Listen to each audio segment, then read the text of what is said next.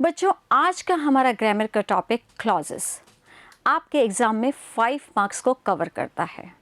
हमने यहाँ आपके साथ नाउन क्लॉज को डिस्कस किया है, परंतु नाउन क्लॉज से पहले यह बहुत आवश्यक था कि आपके साथ क्लॉजेस के 3 पार्ट्स डिस्कस किए जाएं और सेंटेंस पैटर्न पर भी बात की जाए। हमने इस टॉपिक में सभी को समाहित किया है और इसके साथ ही साथ एग्ज़ाम में किस तरह के क्वेश्चंस आते हैं उनके बारे में भी बात की है। बच्चों, नाउन क्लॉज बहुत ही इजी है, क्लॉजेस बहुत ही इजी होते हैं, परंतु उससे पहले बहुत ज़रूरी है कि आपको कुछ इम्पॉर्टेंट वर्ड्स के बारे में ज्ञान हो। देखो, बिकॉज जिसका मीनिंग होता है क्योंकि, after, that, as if, as though, when, who, where, just as, since, although, while, and, but, whether, if, whatever, whose, whom। बच्चों, यहाँ सारे शब्दों की हिंदी भी हमने लिखी है। इस अर्थ के साथ आपको इन सारे शब्दों को बहुत अच्छे से याद करना होगा, राइट? अब हमने आपकी बुक्स के कुछ सेंटेंसेस उठाए हैं जहाँ पर इन वर्ड्स को यूज़ किया है। बच्चों, एक क्वेश्चन आपके दिमाग में आ रहा होगा कि जब हम क्लॉजेस पढ़ रहे हैं तो ये वर्ड्स क्यों और ये सेंटेंसेस क्यों? बहुत ही इंटरेस्टिंग चीज़ है। बच्चों, क्लॉजेस के जितने भी रूल्स हैं आप उनको बहुत अच्छे से पढ़िएगा, बहुत अच्छे से याद भी करिएगा, परंतु एग्ज़ाम के हिसाब से किस तरह के सेंटेंसेस आते हैं हम उस पर पहले जाएंगे और इन वर्ड्स को कैसे यूज़ किया जाता है और कैसे क्लॉज बन जाता है, हम इसका अध्ययन पहले करेंगे। देखिए, I listened, I love her voice। इस तरह का कोई वाक्य आ सकता है और उसके नीचे joined by because। तो अब आपके लिए ये जानना बहुत ज़रूरी है कि because इस पूरे वाक्य में कहाँ लगेगा, राइट? अब देखिए, I listened because I loved her voice। बच्चों, दोनों सेंटेंस को ध्यान से देखिए। हमने दोनों सेंटेंस के बीच में बिकॉज को यूज़ किया है, जिसका हिंदी का मीनिंग क्योंकि। यहाँ हमने वर्ब की सेकेंड फॉर्म लगा दी है, क्योंकि यहाँ पर वर्ब की सेकेंड फॉर्म ऑलरेडी थी। नेक्स्ट सेंटेंस देखिए, we had a breakfast, we went to school. यहाँ पर हमें किससे वाक्य जोड़ना है? आफ्टर से। तो कैसे जुड़ेगा? After we had a breakfast we went to school. बच्चों, जाने अनजाने आप क्लॉजेस फ्रेम कर रहे हैं। अभी और देखते जाइए। People said it, my grand mother had once been young and pretty. यहाँ पर आपको दैट का यूज़ करना है। पीपल सेड दैट, ये स्ट्रक्चर आपको पता होगा, जब आप इनडायरेक्ट स्पीच करते हैं तो इसी तरह का स्ट्रक्चर होता है। My grand mother had once been young and pretty, right? The ship rose to the top, we could see endless sea. यहाँ पर हमको एज का प्रयोग करना है। एज शुरू में लगेगा। As the ship rose to the top, we could see endless sea. यहाँ आपने देखा होगा कि हमने कोई ट्रांसलेशन नहीं करी है, बल्कि उस वर्ड को सेंटेंस में कहाँ पुट करना है उसके अकॉर्डिंग सेंटेंस का फ्रेमिंग किया है, राइट? नेक्स्ट देखते हैं। Dushyant would not fall in love with Shakuntala, she were young. यहाँ पर हमें इफ का यूज करना है। बच्चों, इफ के वाक्य में वर का प्रयोग होता है, इसलिए हमने इफ को यहाँ लगाया है और वर हमें यहाँ पर मिल ही रहा था। नेक्स्ट सेंटेंस देखो, एल्बर्ट फेल्ट मिजरेबल, ही लेफ्ट स्कूल।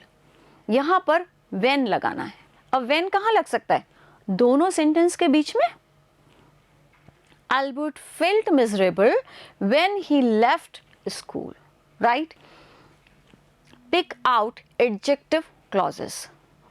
बच्चों, यदि सिर्फ इतना सा वहाँ मिले तो जहाँ से कनेक्टर लगा है वही एडजेक्टिव क्लॉज होगा, क्योंकि यहाँ पर तो डिफाइन किया हुआ है एडजेक्टिव क्लॉज, राइट? और क्लॉज कहाँ से शुरू होगा? जहाँ से कनेक्टर या कंजक्शन लगा हुआ है। तो यदि मुझे और कुछ रूल याद ना भी हो तो भी he is a man whom we all respect। यहाँ पर कनेक्टर कहाँ से लगा है? whom से। तो यह वाक्य क्या हो गया है? Adjective clause. ये तो ट्रिक्स हैं, हम एडजेक्टिव क्लॉज को आराम से पढ़ेंगे बाद में। They never fail who die in a great cause। यहाँ पर भी सेम, who से वाक्य दूसरा शुरू हुआ है, right? Adjective clause. All that glitters is not gold, right?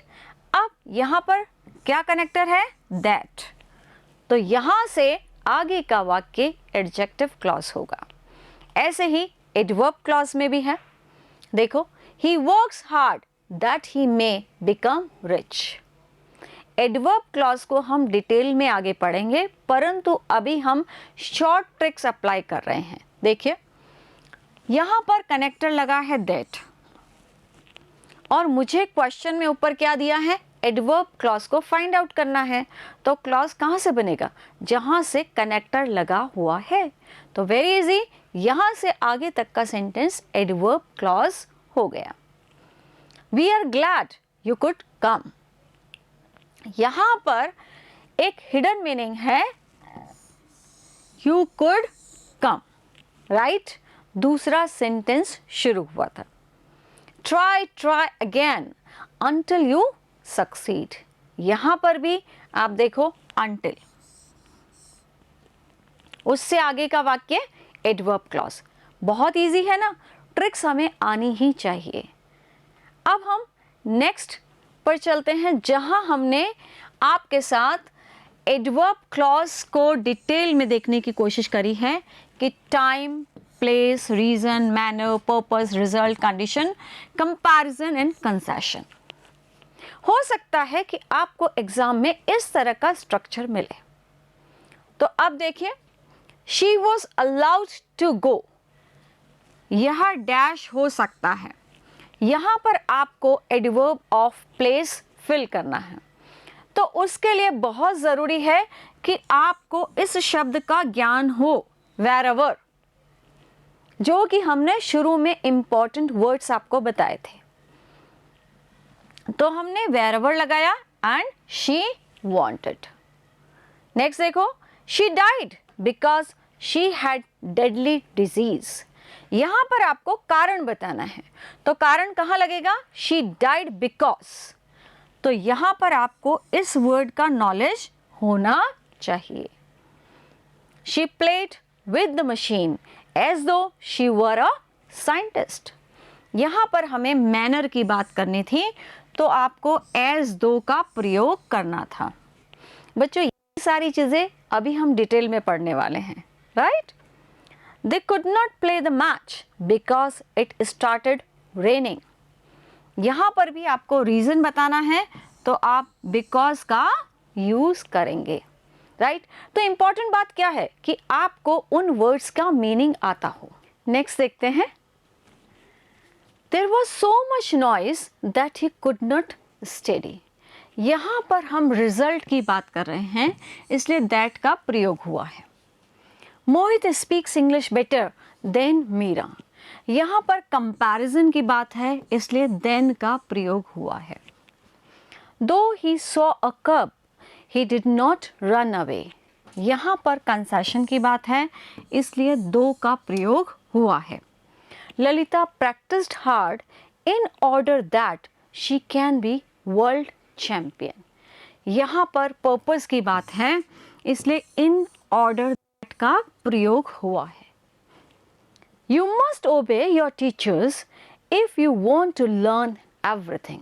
यहाँ पर कंडीशन की बात है, इसलिए if का प्रयोग हुआ है।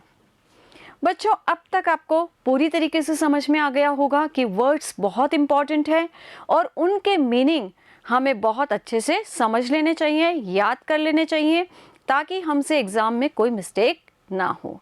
नेक्स्ट पैटर्न देखते हैं। देखो, आपके एग्ज़ाम में रीऑर्डर करने के लिए भी आता है। इस तरीके से आपको दिया गया होगा और आपको एक सेंटेंस फ्रेम करना होगा। He lives where, the colony, this is।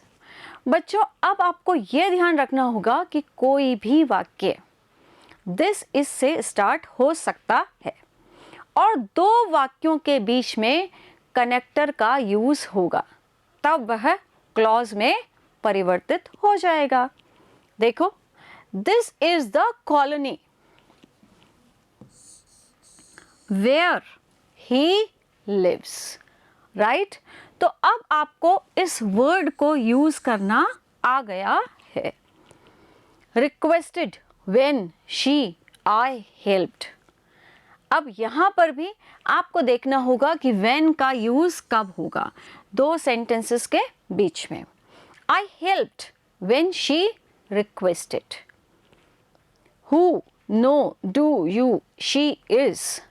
अब आपको ध्यान होगा यहां पर क्वेश्चन मार्क लगा है, तो डू यू से स्टार्ट हो सकता है। देखो, do you know who she is.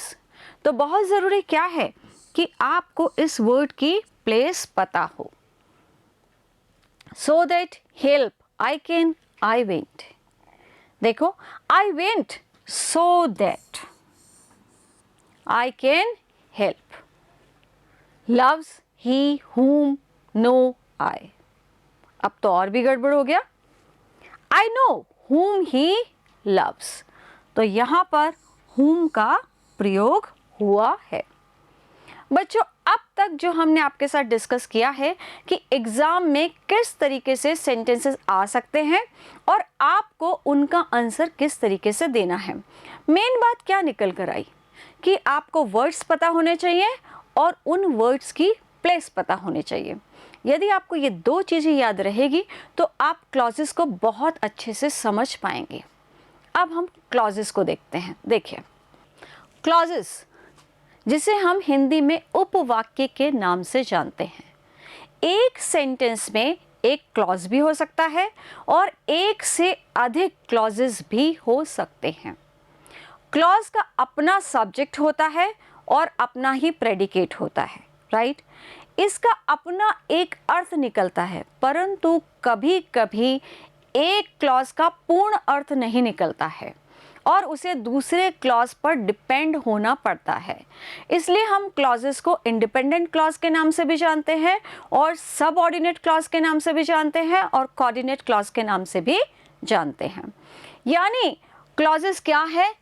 A group of words, right, जिसमें एक फाइनाइट वर्ब होगी जो एक कंप्लीट मीनिंग देगा और एक सेंटेंस का पार्ट होगा। इसका अपना सब्जेक्ट और अपनी प्रेडिकेट होगी। एग्जाम्पल देखते हैं। He told me that he would help मी। यहां देखिए कि दैट से ये क्लॉज शुरू हुआ है। यहां पर इसका अपना सब्जेक्ट है और अपनी वर्ब है। I returned home when the sun set. यहां पर देखो, व्हेन कनेक्टर था, इसके बाद का सेंटेंस हमने क्लॉज में लिया है। द सन क्या हो गया? सब्जेक्ट, और इसकी वर्ब कौन सी है? सेट, और मीनिंग निकल रहा है ही रिटर्न्ड होम, वह घर लौटा। कब? जबकि सन सेट हो चुका था, यानी सूरज अस्त हो चुका था, राइट। तो इसका अपना एक अर्थ भी है, इसका अपने एक सब्जेक्ट होगा, प्रेडिकेट होगा, वर्ब होगी। कभी कभी यह पूर्ण अर्थ देंगे और कभी कभी अपने अर्थ के लिए दूसरे क्लॉज पर डिपेंड होते हैं। आगे देखते हैं काइंड्स ऑफ क्लॉजेस। बच्चों, जैसे मैंने कहा कि क्लॉजेस बहुत तरीके से हो सकते हैं। Principal clause, coordinate clause and subordinate clause. अब प्रिंसिपल क्लॉज को हम इंडिपेंडेंट क्लॉज के नाम से भी जानते हैं। इंडिपेंडेंट क्लॉज का मतलब ये है कि उसका अपना एक पूर्ण अर्थ होगा, अपना सब्जेक्ट होगा, अपना प्रेडिकेट होगा, राइट, और उस वाक्य में से एक पूरा अर्थ निकल कर आएगा। ये सिंपल सेंटेंस भी कहलाता है, यानी जिसे आप एक सिंपल सेंटेंस समझते हैं वह क्लॉज हो सकता है और उसे हम प्रिंसिपल क्लॉज के नाम से जानते हैं। नेक्स्ट देखो कोऑर्डिनेट क्लॉज। यहाँ पर हम दो वाक्यों की बात करते हैं। दोनों वाक्य अलग अलग होंगे और दोनों वाक्य अपना पूर्ण अर्थ लिए हुए होंगे। उनमें अपना सब्जेक्ट और अपना प्रेडिकेट होगा, राइट।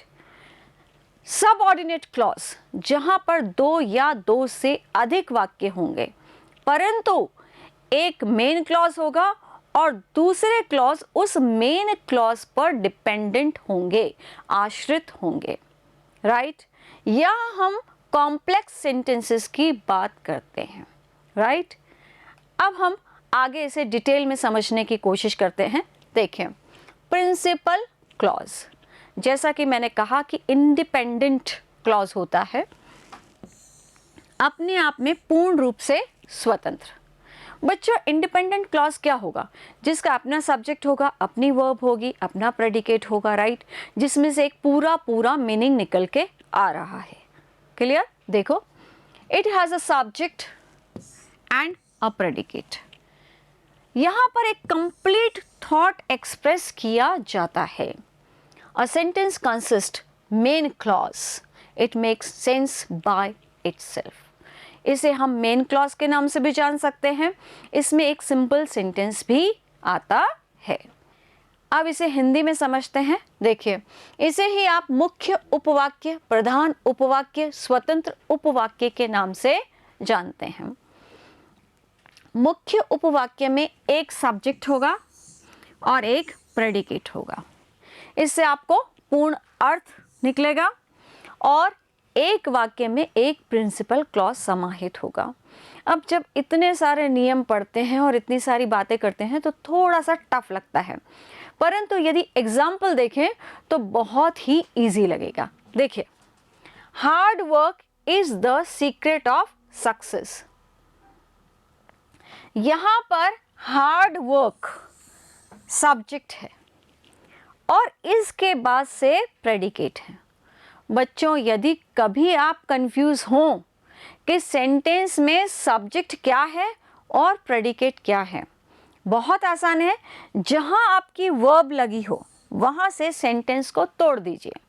उससे पहले का सब्जेक्ट होगा और बाद का प्रेडिकेट।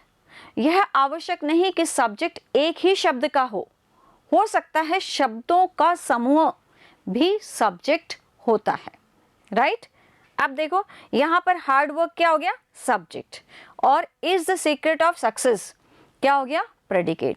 तो ये क्या है? इसका एक सब्जेक्ट है और एक प्रेडिकेट है, तो एक ही क्लॉज हुआ। तो इसे हम क्या बोलेंगे?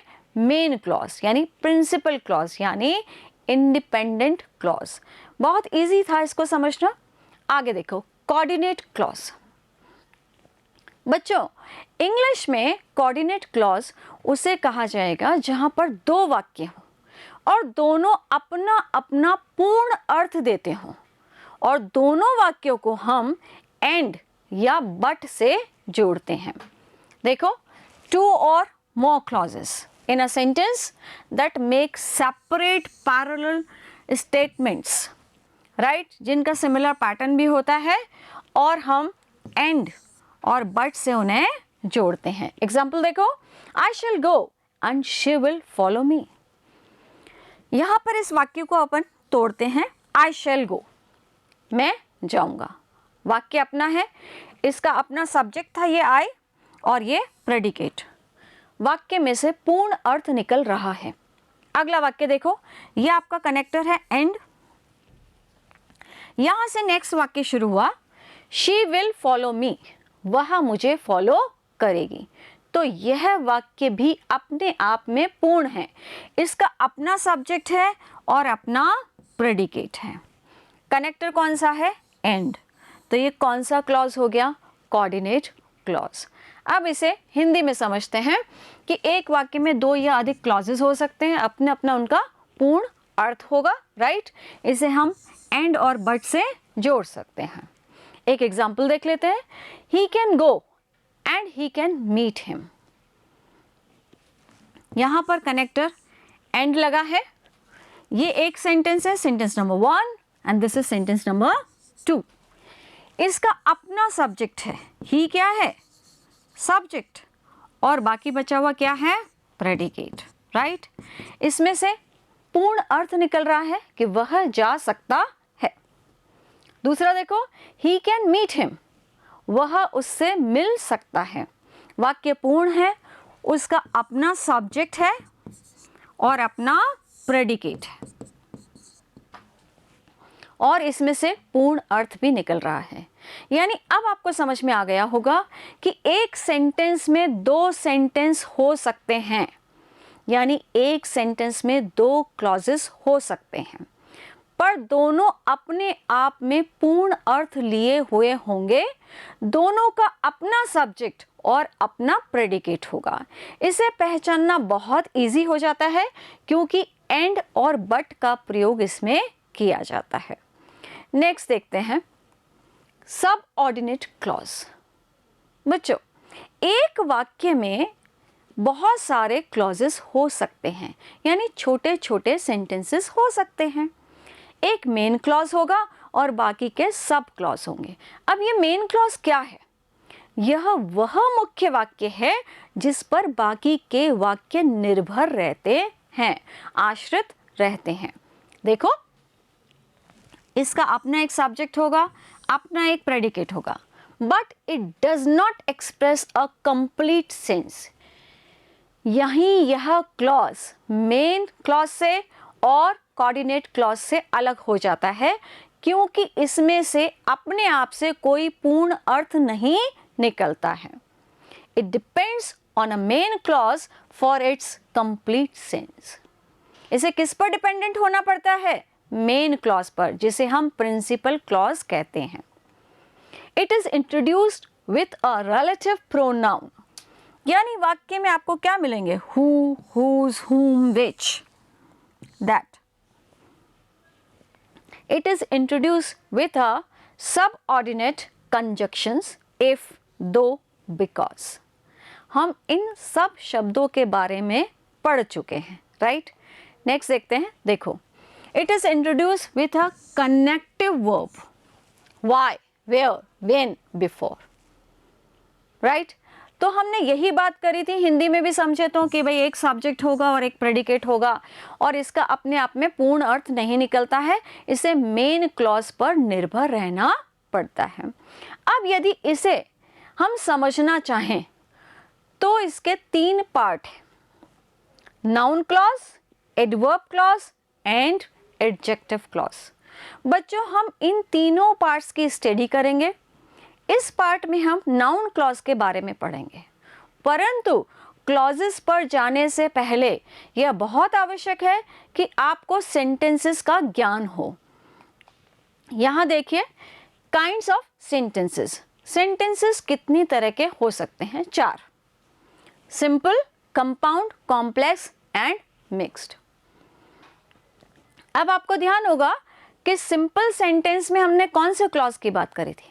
Independent clause, main clause, right? Compound sentence में हमने किसकी बात की थी? Coordinate clause, right? यहां पर कॉम्प्लेक्स सेंटेंस है तो सबऑर्डिनेट क्लॉज। मिक्स्ड सेंटेंस वो होते हैं कि स्पीकर बोलते बोलते किसी और टॉपिक पे जंप कर जाता है और वाक्य को इतना कंफ्यूज कर देता है कि समझने वाला अर्थ नहीं समझ पाता है, राइट? अब समझिए सिंपल सेंटेंस। सिंपल सेंटेंस में क्या होगा?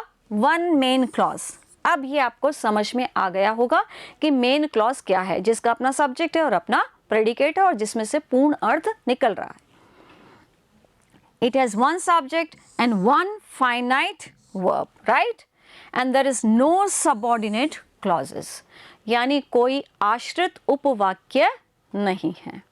आगे देखिए examples. I like to go to temple.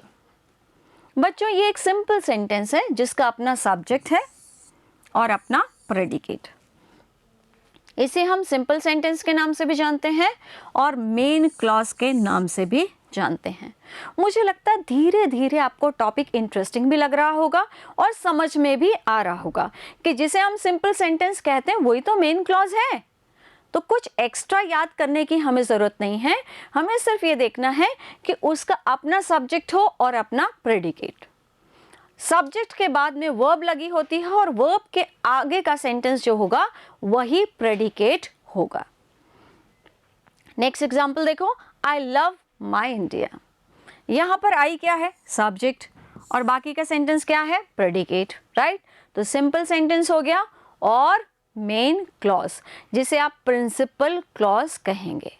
Next देखते हैं कंपाउंड सेंटेंस, जिसे हम संयुक्त वाक्य कहते हैं। आपको ध्यान होगा हमने कोऑर्डिनेट क्लॉज को जब ज्वाइन किया था तो एंड और बट से जोड़ा था, राइट। अब उसी के संदर्भ में इसे समझने का प्रयास करिए। A compound sentence contains two और मोर मेन क्लॉजेस। हो सकता है एक मेन क्लॉज हो सकता है दो मेन क्लॉज हो, right. And no subordinate clauses. यहां पर यही बात इंपॉर्टेंट है कि इसमें कोई सबऑर्डिनेट क्लॉज नहीं होगा, दोनों ही क्लॉजेस मेन क्लॉज होंगे, right. Both clauses have their own subjects and predicates. अपने अपने सब्जेक्ट होंगे और अपने अपने प्रेडिकेट, राइट। और इसे हम कोऑर्डिनेटिंग कंजक्शन से जोड़ सकते हैं। आगे देखिए, एक संयुक्त वाक्य में कम से कम दो उपवाक्य होते हैं। दो हो सकते हैं, इससे ज्यादा भी हो सकते हैं, परंतु कम से कम दो उपवाक्य होते हैं, राइट। कोई भी आश्रित वाक्य नहीं होता है। दोनों ही वाक्य अपने अपने आप में पूर्णतः स्वतंत्र होते हैं और पूर्ण अर्थ देते हैं, राइट। इसको हम कोऑर्डिनेटिंग कंजक्शन द्वारा जोड़ते हैं। अब नेक्स्ट एग्जाम्पल्स देखते हैं। देखिए, I went to Jaipur yesterday and I met him. यहाँ पर दोनों वाक्य इंडिपेंडेंट हैं, दोनों का अपना अपना अर्थ है, राइट। इसका अपना सब्जेक्ट है, अपना प्रेडिकेट है, अपना सब्जेक्ट है, अपना प्रेडिकेट है, और कनेक्टर एंड का यूज हुआ है। तो यह है compound sentence. Beauty is truth, truth is beauty. बच्चों, यहां पर कंजक्शन के तौर पर सेमीकोलन का यूज हुआ है, राइट। तो अब आपको समझ लेना चाहिए कि दोनों वाक्यों का अपना अपना अर्थ है। तो इस तरीके से हमने कंपाउंड सेंटेंस को समझा। अब कॉम्प्लेक्स सेंटेंस को देखते हैं। देखिए, कॉम्प्लेक्स सेंटेंस का मतलब क्या है? जटिल वाक्य। जटिल वाक्य में एक मेन क्लॉज होगा जिसका अपना सब्जेक्ट और अपना प्रेडिकेट होगा और अपना पूर्ण अर्थ निकल रहा होगा, परंतु एक या एक से अधिक सब ऑर्डिनेट क्लॉजेस होंगे, यानी उपवाक्य होंगे, जो कि आश्रित उपवाक्य होंगे, जिन्हें अपने अर्थ के लिए मेन क्लॉज यानी मुख्य वाक्य पर निर्भर रहना होगा। अब समझने वाली बात यह है कि जो उपवाक्य हैं, हो सकता है उनकी अपनी वर्ब हो, अपना सब्जेक्ट हो, परंतु उन्हें मेन क्लॉज पर निर्भर रहना ही होगा। हिंदी में समझते हैं। देखिए, एक जटिल वाक्य होगा, उसमें एक मुख्य वाक्य होगा और कम से कम एक आश्रित उपवाक्य होगा, एक से अधिक भी हो सकता है, राइट। इनके अपने अपने सब्जेक्ट होगा, अपना अपना प्रेडिकेट होगा, प्रेडिकेटर भी होगा, राइट। इन वाक्यों में एक सबऑर्डिनेटिंग कंजक्शन लगा होगा, जिसके द्वारा मेन क्लॉज और सबऑर्डिनेट क्लॉज, राइट, जुड़े हुए होंगे। मुझे लगता है कि अब आपको सेंटेंसेस पूर्णतः समझ में आने लगे हैं, राइट। एग्जाम्पल देखते हैं। Although she was wealthy, she was still unhappy. यहाँ पर बच्चों दो वाक्य हमें दिख रहे हैं। दिस इज सेंटेंस नंबर 1 और यहाँ से सेंटेंस नंबर 2। अब देखिए, शी वॉज स्टिल अनहैप्पी। यह वाक्य अपने आप में पूर्ण है और पूर्णतः मीनिंग भी दे रहा है। जैसे कि शी वॉज स्टिल अनहैप्पी, वह तब तक भी नाखुश थी। पर यहां देखो, ऑल्दो शी वॉज वेल्दी, यद्यपि वह धनवान थी। तो अब वाक्य क्या हो गया? आधा, कि यद्यपि वह धनवान थी। अब आगे क्या है भाई, राइट। तो हमने इस वाक्य को मेन क्लॉज माना और इसको सबऑर्डिनेट क्लॉज माना, राइट। अब यहां पर एक कनेक्टर यूज हुआ है, ऑल्दो। तो इस तरीके से यह वाक्य कॉम्प्लेक्स सेंटेंस हुआ जिसमें एक मेन क्लॉज है और एक सबऑर्डिनेट क्लॉज है, एक कनेक्टर लगा हुआ है, राइट। नेक्स्ट सेंटेंस देखो, he return the computer after he noticed it was damaged. यहाँ पर कनेक्टर लगा है आफ्टर। बच्चों, मेन क्लॉज को जानने का एक आसान तरीका है कि उसके साथ कनेक्टर नहीं लगा होगा। यहाँ पर देखो, ही रिटर्न द कंप्यूटर, इसके साथ कोई कनेक्टर नहीं है, तो ये क्या हो गया, मेन क्लॉज, राइट। और जहां से कनेक्टर लगा है, after he noticed it was damaged, ये क्या हो गया, dependent clause, subordinate clause, right. Whenever prices goes up, customers buy less products. यहाँ पर कनेक्टर शुरू में ही लग गया है, तो यह वाक्य कौन सा हो गया, सबऑर्डिनेट क्लॉज, राइट। और दूसरा कौन सा हो गया यहाँ से, मेन क्लॉज। तो अब आपको समझ में आ गया होगा कि एक मेन क्लॉज होगा, एक या एक से अधिक सबऑर्डिनेट क्लॉज हो सकते हैं और कॉम्प्लेक्स सेंटेंस बन जाता है, राइट। अब हम मिक्स्ड सेंटेंस के बारे में पढ़ेंगे। बच्चों, मिक्स्ड सेंटेंस अपने आप में ही बहुत ज़्यादा मिक्स है। इसमें स्पीकर कोई बात शुरू करता है और फटाफट किसी और बात पे जंप कर जाता है और किसी भी तरीके से कोई भी वर्ब कहीं लगा देता है, तो यह वाक्य बहुत ही कंफ्यूजिंग होता है। देखिए, अ mixed construction is a sentence with incompatible elements. जहां पर आप एक टाइप का स्ट्रक्चर से शुरू करते हैं और फटाफट से आप दूसरी टाइप के स्ट्रक्चर पर शिफ्ट हो जाते हैं। ऐसे सेंटेंसेस में स्पीकर जो है वो सेट आउट टू से वन थिंग, एक बात कहता है, और एब्रप्टली, तुरंत दूसरे किसी भी बात पर स्विच ऑन कर जाता है, जिससे कि सेंटेंस में कंफ्यूजन पैदा होता है। एग्जाम्पल्स देखते हैं। The catcher dropped the ball is why the runner is safe. यहाँ पर देखिए, ये जो कैचर है इसने बॉल ड्रॉप कर दी, फिर उसको ध्यान आया, उसने फिर कहा is why the runner is safe, इसलिए रनर क्या है, सेफ है। तो सेंटेंस में कंफ्यूजन है। नेक्स्ट देखिए, by seeing the accident made us start wearing seat belts. यहाँ पर भी समझने की कोशिश करिए कि जो स्पीकर है उसने कंफ्यूजन पैदा किया है कि भाई एक्सीडेंट देखकर हमने सीट बेल्ट पहनना स्टार्ट किया। तो स्ट्रक्चर जो है वह सेंटेंस का कंफ्यूजिंग होता है, राइट।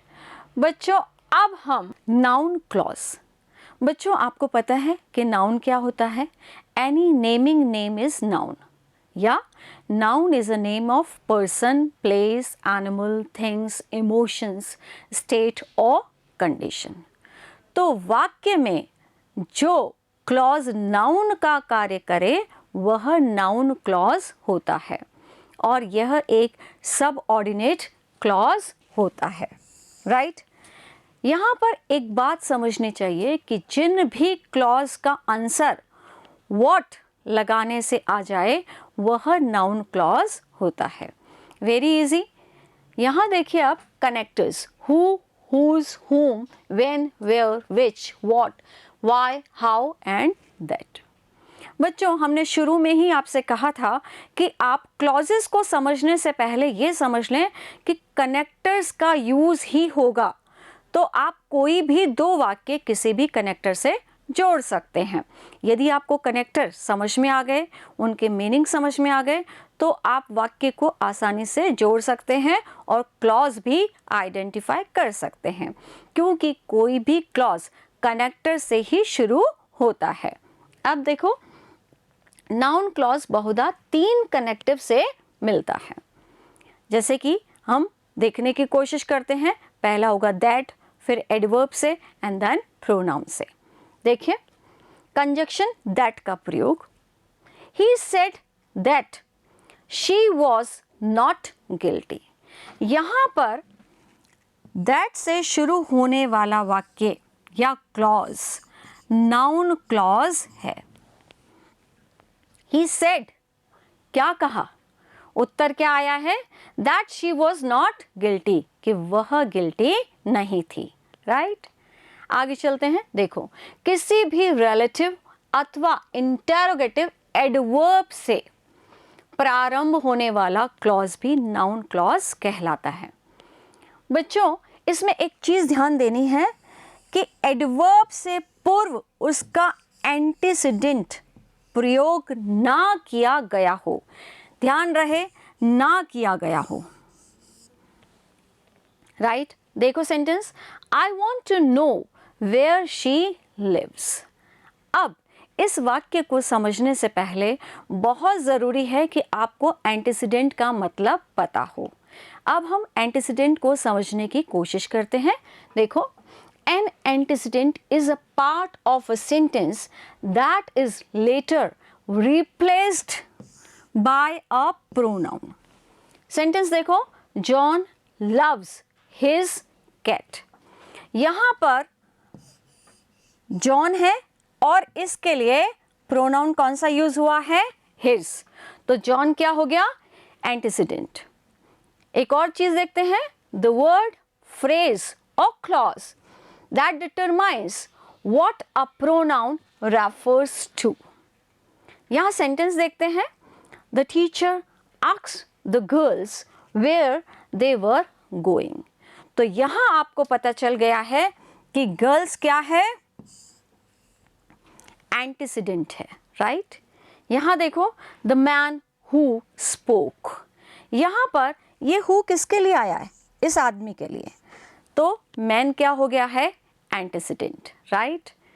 अब हम आगे नाउन क्लॉज का थर्ड रूल देखते हैं। देखो, किसी भी रिलेटिव और इंटरोगेटिव प्रोनाउन से आरंभ होने वाला क्लॉज भी नाउन क्लॉज कहलाता है।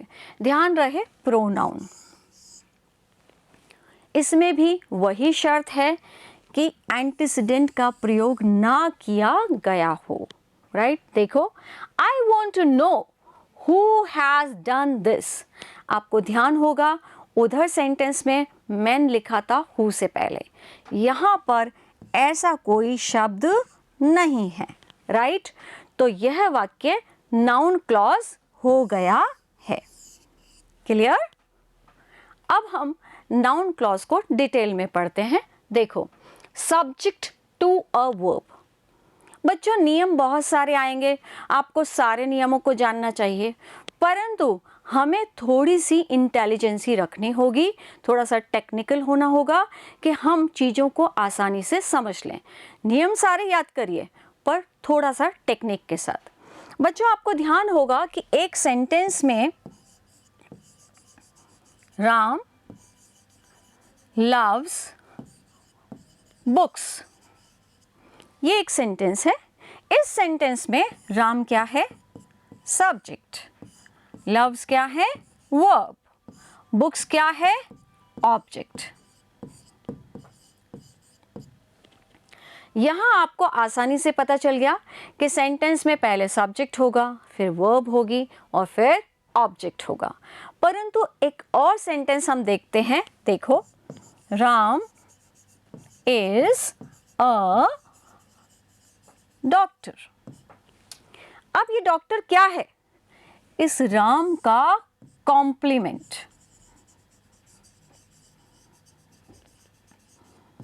यानी सब्जेक्ट वही है, वर्ब हो गया, देन कॉम्प्लीमेंट।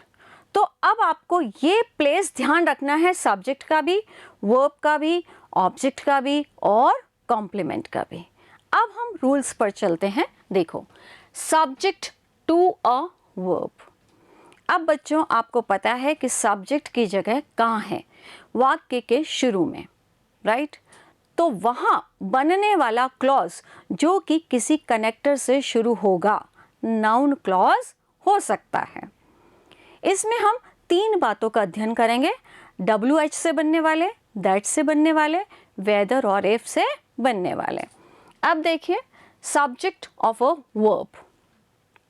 यहाँ हम who, whose, whom, what, which, when, where, why और how से बनने वाले नाउन क्लॉज का अध्ययन करते हैं।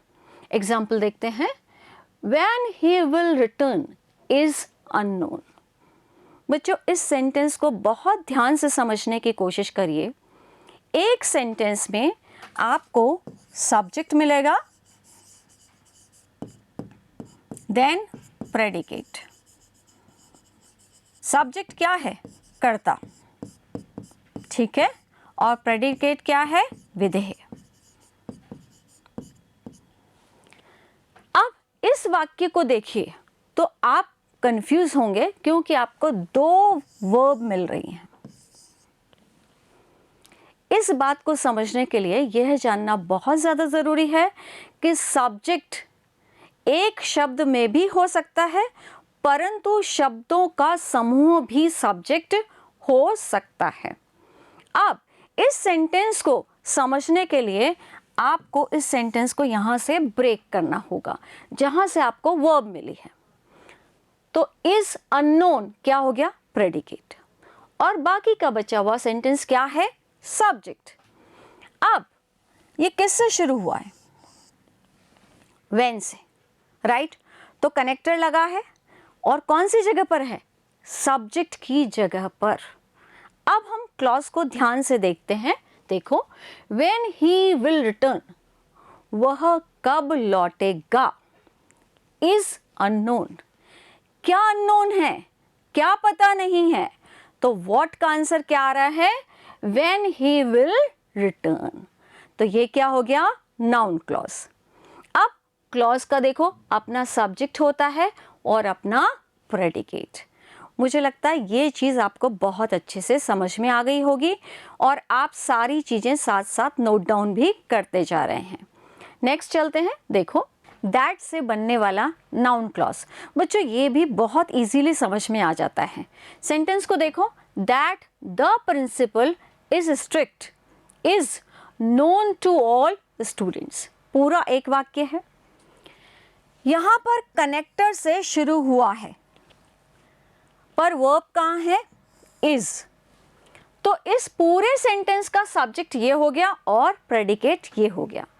परंतु क्योंकि ये क्लॉज है, कनेक्टर से शुरू हुआ है, इसका अपना सब्जेक्ट है और अपना प्रेडिकेट है, राइट? अब व्हाट से आंसर निकालने का प्रयास करते हैं। देखिए, is known to all students. सभी स्टूडेंट्स को पता है। क्या पता है? तो व्हाट का आंसर आ रहा है? तो noun clause, that the principal is strict. तो अब आपको पता चल गया होगा कि दैट से भी नाउन क्लॉज बनता है और उसे इजीली फाइंड आउट किया जा सकता है। नेक्स्ट रूल देखते हैं। देखो, वेदर से बनने वाला नाउन क्लॉज। अब सबसे पहले हमें वाक्य में कनेक्टर ढूंढना है। देखो, वेदर, ये पूरा एक वाक्य है। जहाँ से वर्ब लगी है हमने सेंटेंस को तोड़ दिया, उधर प्रेडिकेट हो गया और इधर सब्जेक्ट। अब क्योंकि ये सब्जेक्ट बहुत बड़ा है, एक क्लॉज के रूप में है, क्योंकि कनेक्टर लगा हुआ है शुरू में, तो इसका अपना सब्जेक्ट है और अपना प्रेडिकेट। सब्जेक्ट क्या है? ही। और ये क्या हो गया? पूरा प्रेडिकेट। अब वापस व्हाट से आंसर निकालने की कोशिश करते हैं। देखो, इज डाउटफुल। क्या डाउटफुल है? Weather he will like the book. उसे बुक पसंद आएगी या नहीं, राइट? तो ये डाउटफुल है। तो अब आपको क्या का उत्तर मिल गया है, राइट? नेक्स्ट देखते हैं। देखो, ऑब्जेक्ट टू अ वर्ब। बच्चों, जब भी हम किसी नए रूल पर जाते हैं तो आपको प्लेस ध्यान करनी होगी एक सेंटेंस में सब्जेक्ट की, वर्ब की और ऑब्जेक्ट की। राम हैज़ अ बुक, तो बुक क्या है? ऑब्जेक्ट। यदि कोई क्लॉज वाक्य में फाइनाइट वर्ब के ऑब्जेक्ट का स्थान ले ले तो वह noun clause object to the verb कहलाता है। हम इस रूल में कंफ्यूज नहीं होंगे। हमें प्लेस पता है और वहाँ पर नाउन क्लॉज होना चाहिए और व्हाट का उत्तर हमें मिलना चाहिए। देखो, WH से बनने वाले नाउन क्लॉज। एग्जाम्पल देखें, I asked him what he wants. यहां पर देखोगे आप, यहां से कनेक्टर लगा है तो क्लॉज शुरू हो गया। जगह कौन सी है? ऑब्जेक्ट।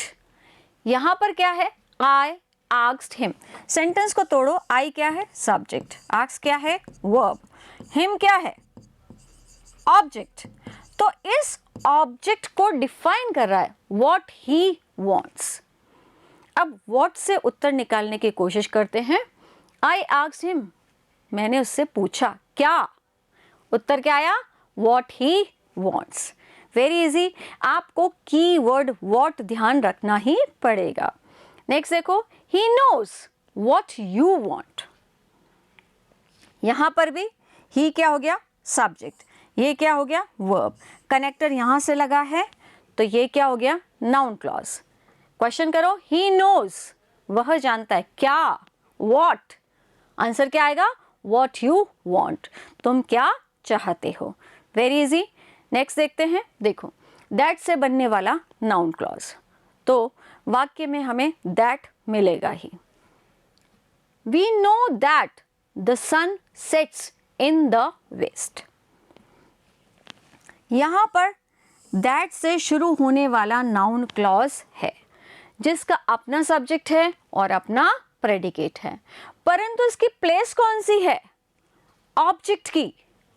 ये रहा सब्जेक्ट, ये रही वर्ब और ये रहा ऑब्जेक्ट। आप क्वेश्चन फिर से कर सकते हैं, व्हाट। वी नो, हम जानते हैं, क्या? व्हाट।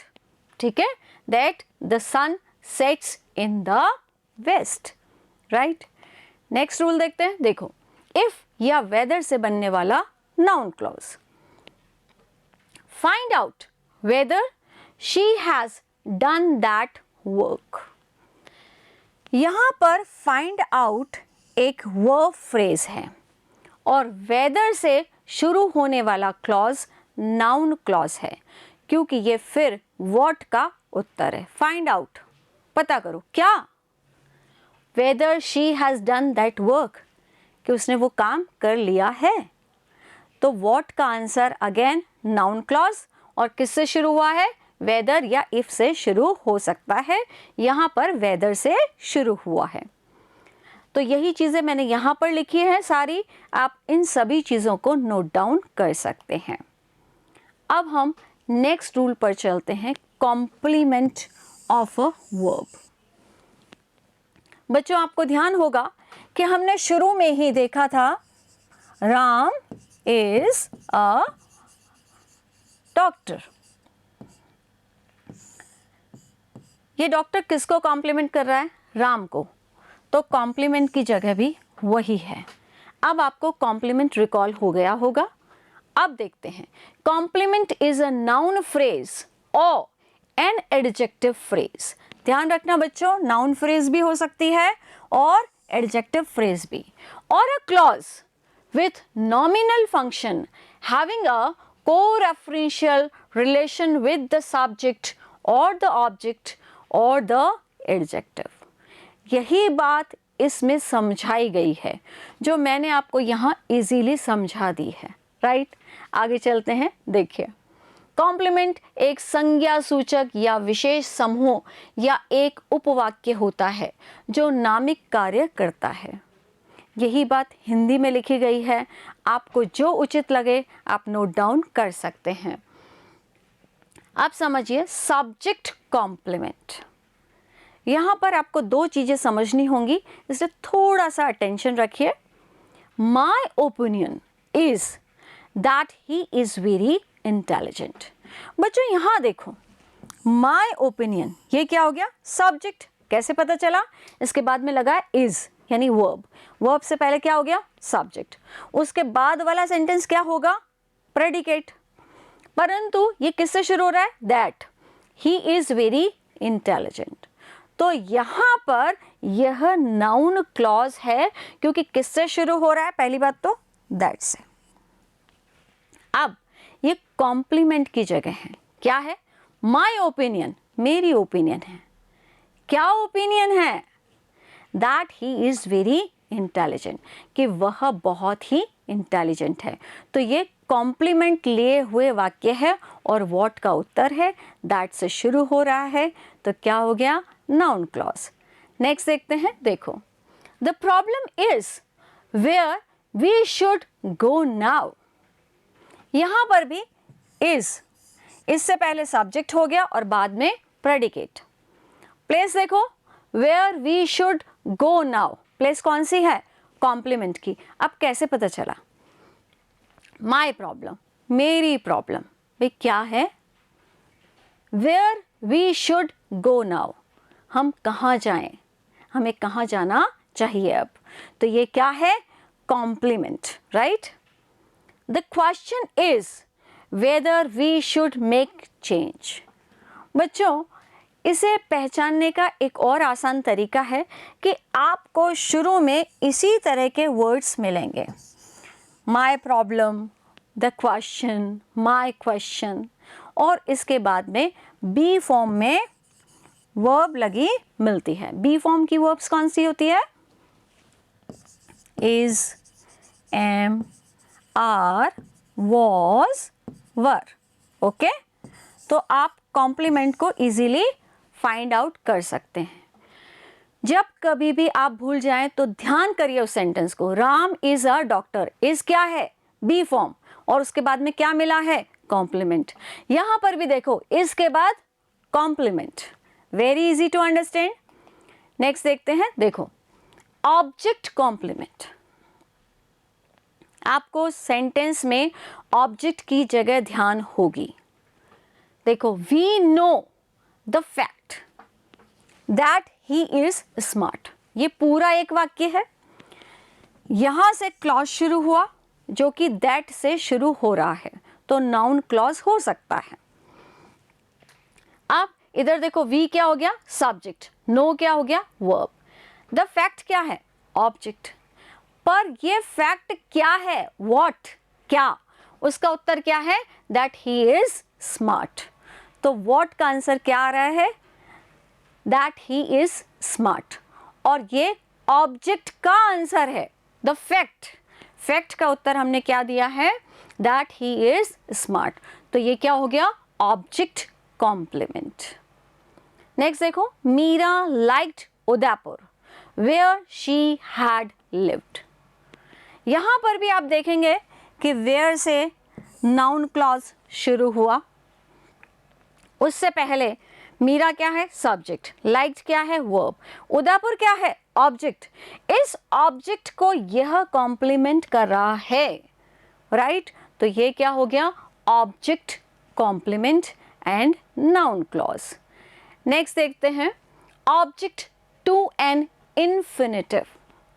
अब इन्फिनिटिव आपको पता होना चाहिए, टू प्लस वर्ब की फर्स्ट फॉर्म। जब वाक्य में टू प्लस वर्ब की फर्स्ट फॉर्म मिले और उसके बाद में जो क्लॉज लगा होगा वह नाउन क्लॉज होगा। देखो, I want to know why you threat the old lady. यहां पर कनेक्टर कहाँ है, वाई। वाई के बाद वाला एक क्लॉज है। अब ये नाउन क्लॉज है या नहीं, ये प्रूव करते हैं। देखो, आई वॉन्ट टू नो, मैं जानना चाहता हूं, क्या, अगेन आपको वॉट मिला और जो वॉट का आंसर है वही नाउन क्लॉज है, why you threat the old lady. Clear. Next देखो, we are very sorry to know that she failed. यहां पर भी देखो कनेक्टर कहां से लगा हुआ है, दैट से, तो ये क्या हो गया, क्लॉज, राइट। यहां पर टू इन्फिनिटिव आपको मिल रहा है, इसके बाद में क्लॉज है और वह नाउन क्लॉज ही है। आप अगेन इसको व्हाट का आंसर में देख सकते हैं। देखो, we are very sorry to know, हमें बहुत दुख है ये जानकर, क्या जानकर, दैट शी फेल्ड, राइट, तो यह भी नाउन क्लॉज हुआ।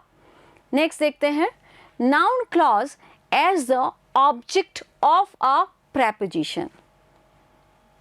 बच्चों बहुत इजी है, प्रेपोजिशन के बाद कनेक्टर लगा होगा और एक क्लॉज होगा और वह नाउन क्लॉज होगा। देखो, give full attention to what I say, यहाँ पर प्रेपोजिशन क्या है, ये टू, और ये क्या है, क्लॉज। तो ये कौन सा क्लॉज हो गया, noun clause. It depends upon how you react. यहाँ पर भी कनेक्टर ये है और बाद वाला क्या हो गया, क्लॉज, परंतु इससे पहले क्या है, प्रेपोजिशन अपॉन, तो ये क्या हो गया, नाउन क्लॉज। नेक्स्ट देखो, I am very happy with what you have done. यहाँ पर कनेक्टर कहाँ है, ये रहा, वॉट, इसके बाद वाला क्या हो गया, क्लॉज, उससे पहले क्या लगा है, विथ, प्रेपोजिशन, तो ये क्या हो गया, नाउन क्लॉज। नेक्स्ट देखते हैं, ऑब्जेक्ट टू अ पार्टिसिपल। बच्चों, पार्टिसिपल में वर्ब प्लस आईएनजी भी होता है। Fearing that the lion would kill him, he began to tremble. यहाँ पर यह वर्ड fearing एक पार्टिसिपल है और इसके बाद वाला क्लॉज जो कि कनेक्टर दैट से आरंभ हुआ है, नाउन क्लॉज है। नेक्स्ट एग्जाम्पल देखते हैं, thinking that she would help me I went to her house.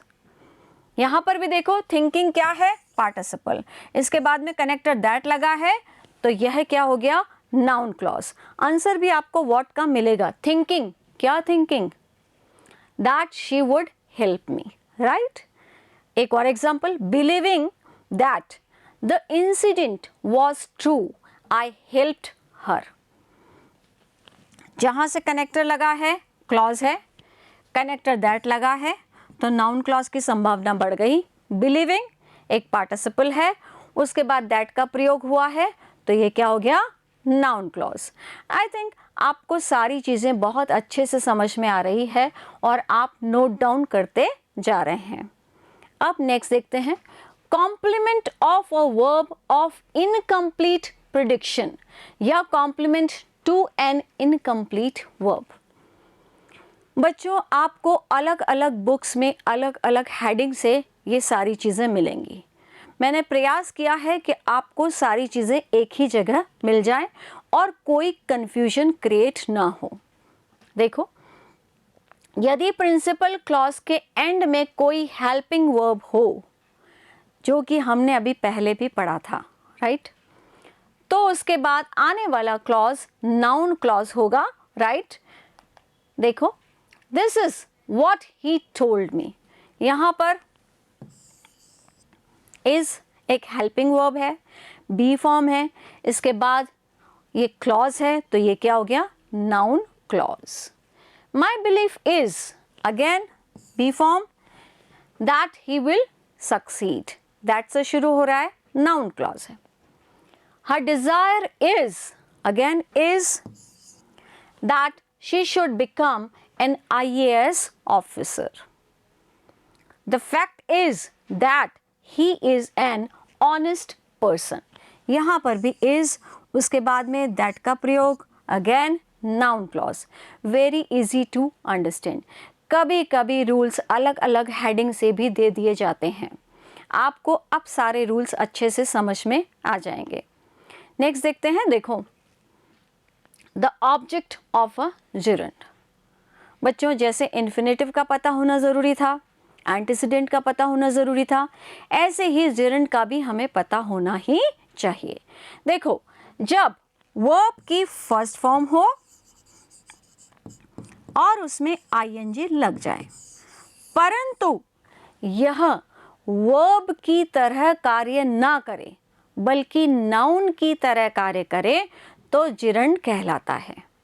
अब सेंटेंस में देखते हैं, I'm not afraid of speaking, तो यहां पर यह क्रिया नहीं है, ठीक है। इस वाक्य की क्रिया कौन सी है, am, तो ये क्या हो गया, gerund, that she is dishonest। तो यहां पर आपको gerund के बाद में that clause मिल रहा है, जो कि noun clause है।